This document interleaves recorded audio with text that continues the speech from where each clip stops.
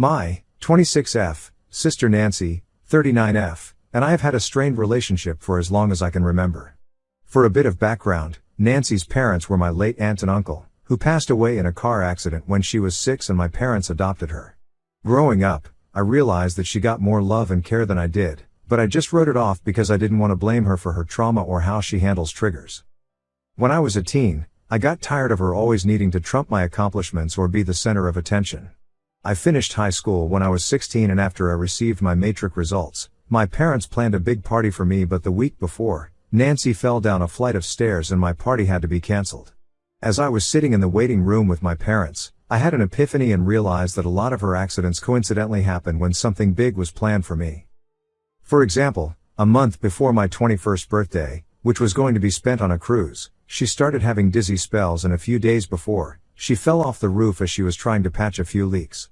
Rightfully, I was upset, and my parents lashed out at me for being selfish when my sister got injured trying to do something to help them. When I graduated with my MBA at 22, she very sick after eating shellfish, which everyone knows she is deathly allergic to. The day after my partner proposed, she got into an accident while driving on a sunny day with great road conditions, saying that she didn't see a light pole or something. He threw me a surprise engagement party, and guess who accidentally ate prawns and was rushed to the hospital halfway through the party? To avoid any drama at my wedding, my partner and I decided to elope with a few friends, and it was the first time something was all about me, for once. My parents were bitter about not being part of wedding celebrations, so we planned a reception type thing for friends and family on our second anniversary. My dad will walk me down the aisle and my mom will do the something old thing, etc. They had been buzzing with excitement and looking forward to the wedding.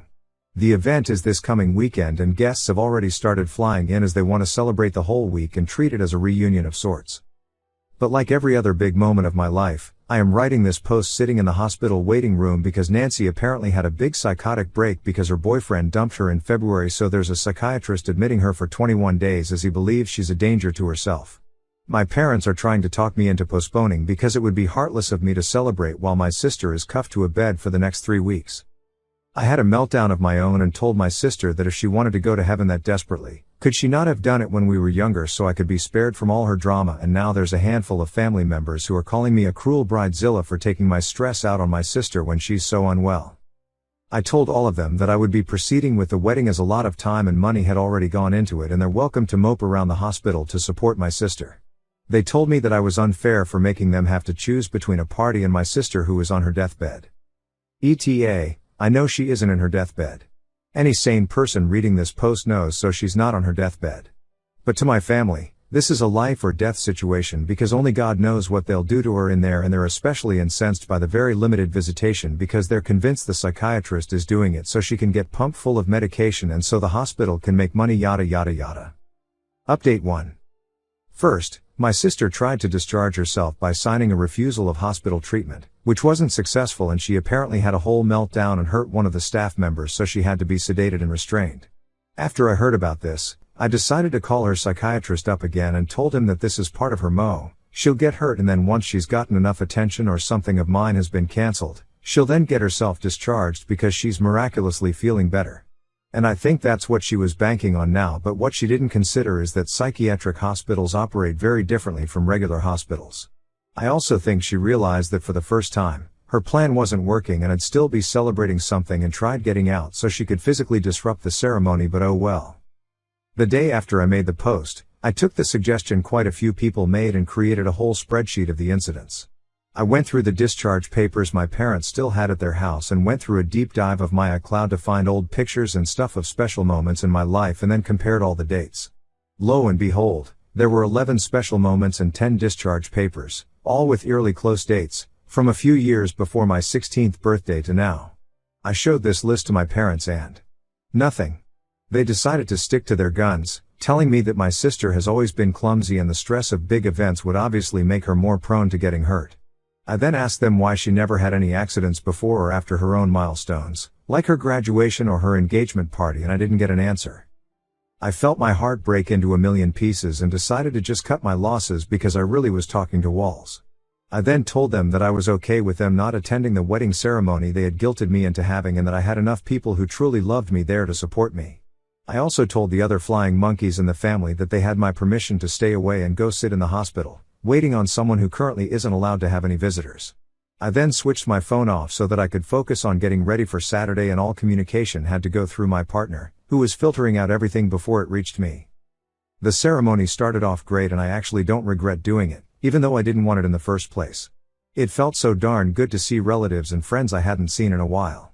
Halfway through, my parents arrived and my dad started talking to other relatives about how disappointing it was that he didn't get to walk me down the aisle a second time, and how he didn't raise me to be so selfish by celebrating things while my own sister is probably chained to a bed with no one there to support her. My relatives then talked him into leaving, and I didn't hear about his tantrum until this morning, which I'm very grateful for. My relatives also had to deal with a friend of my sister's turning up to the reception in a white dress, but the joke was on her because I was in a modern traditional basuta dress and I still fully stood out as the bride. Right now, I honestly just feel numb and defeated. And it feels like I've lost my family, even though they were never really family. It hurts to be in this situation, and a part of me is mourning what could have been or what I deserved but never got. A lot of people told me that going NC is never easy, and I think it's finally starting to sink in. But a lot of people also told me to focus on the good. I have a lot of good things going for me now, and I should be in the moment. This might not be the dramatic update people were expecting, but that's all there is for now. Story 2. Why is life so unfair? I am 27, ended my 3-year relationship with my sweetheart F21 because I felt like I wanted out and date around. She was everything I ever wanted in a woman: sweet, caring, attentive, fun to be around, very beautiful when she wanted to be, fulfilled my every wildest fantasy in bed, and actively pushed me to be a better person. Her only fault would be that she tended to need a lot of reassurance and attention, which I was terrible at giving. I also never communicated properly when issues would arise. So to me that's almost a fault of my own, not hers. Meanwhile I've ignored her, sometimes been unnecessarily rude on impulse, didn't consider her feelings, didn't listen, lazy, had nothing going for me, but still mostly a sweet and caring guy. We've broken up a few times for my issues, she took me back, but now she seems done with me and won't respond to any contact. Nearly 2 months later I'm filled with regrets and a million questions in my head. How could I betray my best relationship and greatest love of my life? Why was I thinking about girls that wouldn't give me the time of day while I had the perfect girl that would do anything for me right next to me? How could I hurt her so much, while claiming that I love her? How did I even deserve her love? Do we still stand a chance when she's not willing to talk anymore, or should I move on and try to learn from it?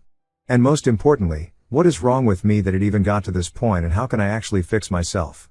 BC, I have no idea, and no one in my life can help me, not even my therapist. I'm desperate and just wish I had some guidance.